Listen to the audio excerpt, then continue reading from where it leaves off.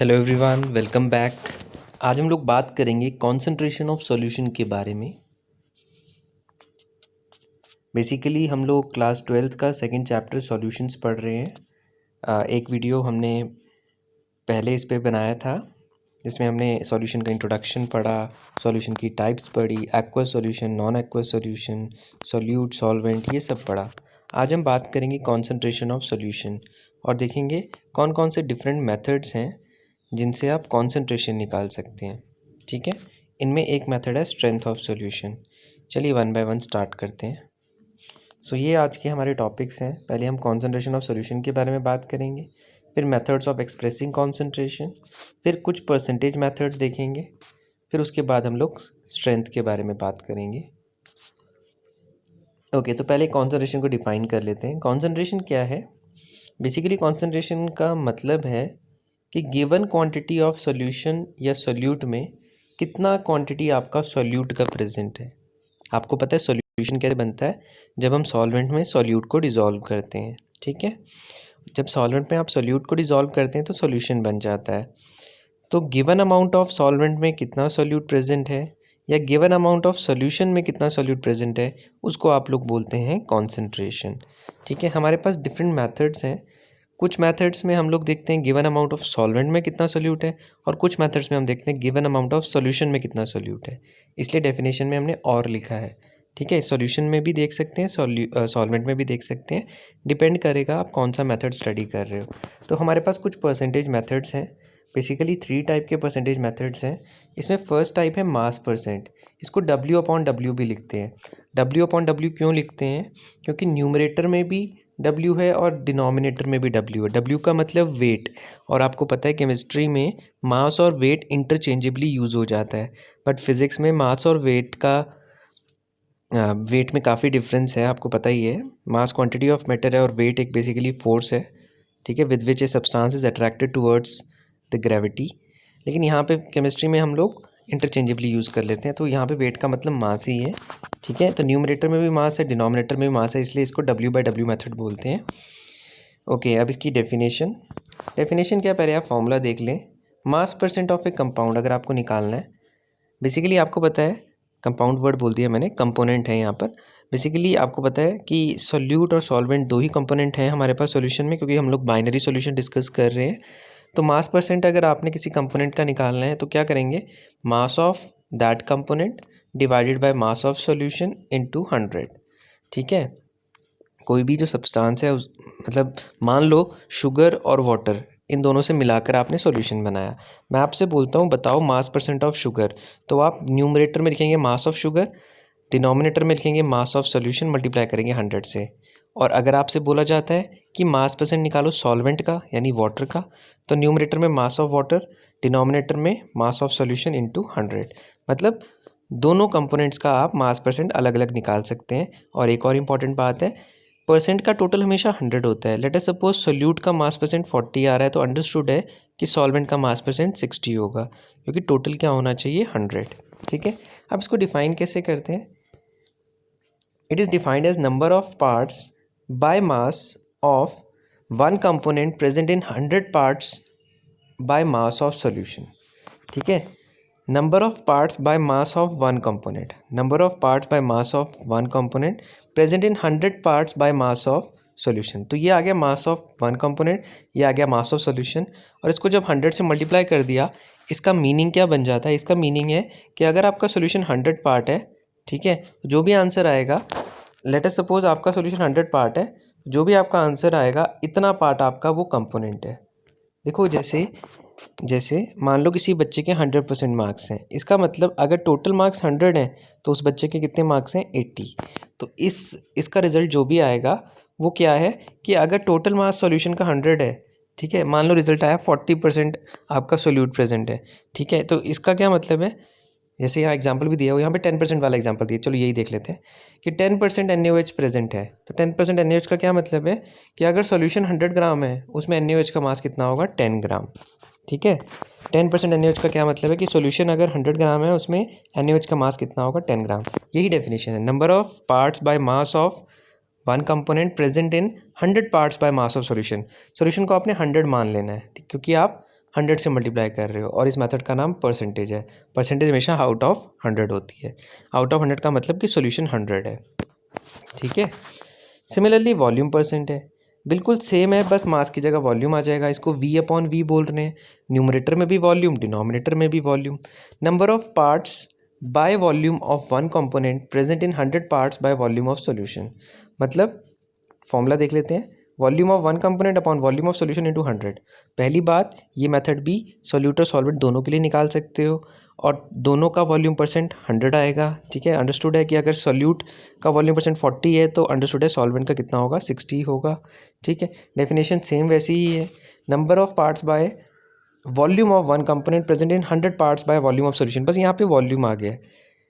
आपने क्या किया, volume of component upon volume of solution into 100 किया ना। मतलब अगर सॉल्यूशन आपका 100 पार्ट्स है, सॉल्यूशन आपका 100 पार्ट्स हैं, तो यहाँ पे जो भी आंसर आ रहा है उतने पार्ट्स आपका वो कंपोनेंट होगा। ठीक है, 100 से मल्टीप्लाई करने का मतलब है कि टोटल 100 होना चाहिए। टोटल चीज़ है क्या यहाँ पे, सॉल्यूशन। कि सॉल्यूशन अगर आपका 100 वॉल्यूम है, तो जितना भी आपका आंसर आ रहा है वो कंपोनेंट 100 में से उतना परसेंट वो कंपोनेंट है। देखो जैसे एग्जाम्पल में देख लेते हैं, एग्जाम्पल दिया नहीं है मैं, चलो ऐसे ही देख लेते हैं। मान लो सेम आपका है अगर 10% इथेनॉल सोल्यूशन, उसका मतलब है 10% V/V इथेनॉल सोल्यूशन, मतलब वॉल्यूम बाय वॉल्यूम। इसका मतलब क्या है कि टोटल सोल्यूशन 100 है, ठीक है, और उसमें इथेनॉल कितना है 10। तो वॉल्यूम है तो ml में लेंगे, टोटल सोल्यूशन 100 ml है और उसमें इथेनॉल कितना है 10 ml है। ठीक है, ये इसका मीनिंग है। ठीक है, परसेंट में हमेशा जो टोटल चीज़ होती है वो 100 होती है, मतलब सोल्यूशन कितना होगा 100, और टोटल 100 बनाने के लिए इसको 100 से मल्टीप्लाई किया जाता है। ठीक है, तो सोल्यूशन 100 है और जो भी आपका आंसर आ रहा है यानी आउट ऑफ 100 उतना पोर्शन उस कंपोनेंट का है, ये इसका meaning. Mass by volume percent W/V, मतलब ऊपर मास नीचे वॉल्यूम। अंडरस्टूड है, mass of component of solution upon volume of solution in 100।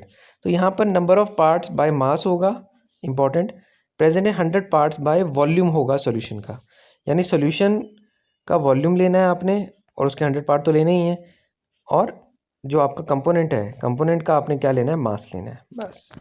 यानी 10% W/V का मतलब है कि 10 ग्राम आपका NaOH प्रेजेंट है 100 ml ऑफ सोल्यूशन।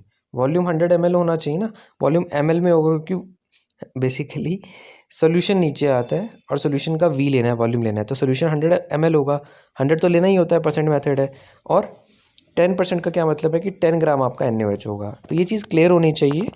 ठीक है, इसको आराम से आप खुद भी रीड करके समझ सकते हो। ठीक है, ये चीज़ें आगे बहुत बार यूज़ होंगी, तो इसको अच्छे से क्लियर कर लेना। नेक्स्ट हमारा लास्ट मेथड है स्ट्रेंथ। स्ट्रेंथ क्या है, amount of solute in grams present in 1 litre of solution. तो यहाँ पे ऊपर मास लिया, नीचे वॉल्यूम लिया, लेकिन यहाँ पे 100 वाला कोई रूल नहीं है कि सोल्यूशन 100 होगा, ऐसा कुछ नहीं है। यहाँ पे सीधा आपने देखना है mass of solute in gram upon volume of solution in litre, बस यहाँ पर लीटर है। पीछे जहाँ भी वॉल्यूम लिया था वहाँ ml था, मास ग्राम था। मास यहाँ भी ग्राम है लेकिन वॉल्यूम यहाँ पे लीटर में है। ठीक है, यानी mass of solute in gram upon volume of solution in litre, यही डेफिनेशन है। अब यहाँ 1 लीटर क्यों बोला,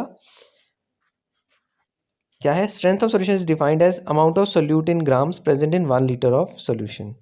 लेट अस सपोज सोल्यूट आपने लिया 20 ग्राम, ठीक है, और सोल्यूशन का वॉल्यूम है 2 लीटर। ठीक है, तो आपने अगर स्ट्रेंथ निकालनी है तो क्या करोगे, मास कितना ले लोगे 20 ग्राम डिवाइडेड बाय वॉल्यूम कितना ले लोगे 2, 20/2 10 ग्राम, या 10 ग्राम पर लीटर, 10 ग्राम पर लीटर आएगा। इस एक्सप्रेशन का मतलब क्या है 10 ग्राम पर लीटर, कि 10 ग्राम 1 लीटर में प्रेजेंट है। जो आपका रिजल्ट आ रहा है वो 1 लीटर के लिए आ रहा है। देख लो 20 ग्राम सोल्यूट था, 2 लीटर सोल्यूशन था, तो 20 फॉर्मूले में डाला, 20/2 कर दिया, आंसर आया 10 ग्राम पर लीटर। 10 ग्राम पर लीटर का क्या मतलब है, 10 ग्राम इन 1 लीटर, 10 ग्राम इन 1 लीटर, यानी फॉर्मूला पुट करने के बाद आपका जो रिजल्ट आ रहा है 10 ग्राम पर लीटर, उसका मतलब है कि 1 लीटर सोल्यूशन में कितना ग्राम सोल्यूट का है 10 ग्राम। तो ये है आपका आंसर। ठीक है, तभी फॉर्मूले में लिख दिया उसने कि सॉल्यूशन कितना होना चाहिए 1 लीटर। फॉर्मूले में पुट करने के बाद आपका रिजल्ट ही ऐसे आता है कि वो नंबर मास बताता है इन 1 लीटर ऑफ सॉल्यूशन। ठीक है, बहुत अच्छा है, मुझे तो बहुत क्लियर हो रहा है। आप पता नहीं आपको क्लियर हो रहा है या नहीं, अगर कोई प्रॉब्लम है तो आप प्लीज़ कमेंट बॉक्स में बताएं। मुझे बहुत क्लियर हो रहा है, मुझे बिल्कुल क्रिस्टल क्लियर हो रहा है। ठीक है ना, अपने से I have tried my best, but still अगर कोई डाउट है तो आप पूछ सकते हैं, ठीक है। एंड एक बात और है, यहाँ पे 1 लीटर और डेसीमीटर क्यूब लिखा हुआ है, तो मैंने वैसे ये 11th में बताया है, चलो फिर भी बता देता हूँ एक बार। आपने जो 1 लीटर वाली बॉटल होती है, जो बिस्लरी की बॉटल आती है 1 लीटर वाली बॉटल, वो देखी होगी, ये मैंने बड़ी गंदी बना दी है, आपने असली वाली देखी होगी। आपको पता है वो 1 लीटर वाली बॉटल है, उसका वॉल्यूम 1 लीटर है, और हमने ना डेसीमीटर में कभी मेजरमेंट नहीं किया, तो इसकी अप्रॉक्सीमेट हाइट जो होती है 1 डेसीमीटर है, ठीक है। तो इसको ऐसे याद रखना होता है कि 1 लीटर का मतलब है 1 डेसीमीटर क्यूब, कि जो 1 लीटर वाली बॉटल है उसकी हाइट होती है अप्रॉक्सीमेटली 1 डेसीमीटर। तो ऐसा आप बोल सकते हो कि 1 लीटर किसके इक्वल है, 1 डेसीमीटर क्यूब के इक्वल है, ठीक है। यानी ऐसी बॉटल जिसकी हाइट, लेंथ और ब्रेड तीनों 1 डेसीमीटर होंगी, उसका वॉल्यूम 1 लीटर होगा। बट अभी हम याद रख सकते हैं कि अगर 1 लीटर वाली आप बॉटल लेते हो तो उसकी अप्रॉक्सीमेट हाइट 1 डेसीमीटर होती है, तो उससे याद रखना 1 litre equal to 1 decimetre cube. इसी तरह मैंने बताया कि जो 1 ml वाला इंजेक्शन होता है, इंजेक्शन की भी कैपेसिटी होती है, 1 ml वाला इंजेक्शन जो होता है उसकी हाइट अप्रॉक्सीमेट 1 सेंटीमीटर होती है, तो 1 ml 1 सेंटीमीटर क्यूब के बराबर होता है। और आपकी छत पर जो टैंक है, 1000 लीटर वाला वाटर वाला टैंक होता है, 1000 लीटर वाला, उसकी उसकी हाइट अप्रॉक्सीमेटली 1 मीटर होती है। तो हम ऐसे याद रखते हैं कि 1 metre cube is equal to 1000 litre, ठीक है। बॉटल से याद रखना है कि 1 litre is equal to 1 decimetre cube, injection से याद रखना है कि 1 ml is equal to 1 centimetre cube, और टैंक से याद रखना है कि 1 metre cube is equal to 10,000 litre. 1 metre cube is equal to 10,000 litre, 1 centimetre cube is equal to 1 ml, and 1 decimetre cube is equal to 1 litre. तो इसको याद रखना, ये एक ट्रिक है इसको याद रखने की, कई बार इसमें बड़ा कन्फ्यूजन आ जाता है। Thank you so much for watching, and don't forget to subscribe the channel. And एक और बात, आप मेरा टेलीग्राम चैनल ज्वाइन कर सकते हैं टू रिसीव रेगुलर अपडेट्स, ठीक है। वहाँ पे आप अपने क्वेश्चंस भी पुट कर सकते हैं, और मैं वहाँ पे कुछ एक्स्ट्रा मटेरियल भी ऐड करूँगा। Okay, thank you so much once again, and till then, जब तक हम नेक्स्ट वीडियो में मिलते हैं, आप इसको अच्छे से प्रिपेयर करें, ठीक है। और फिर हम कुछ और नया लेकर आएंगे आपके लिए। एंड बी हैप्पी ऑलवेज, जैसे मैं कहता हूँ, ठीक है, एंड कीप स्माइलिंग।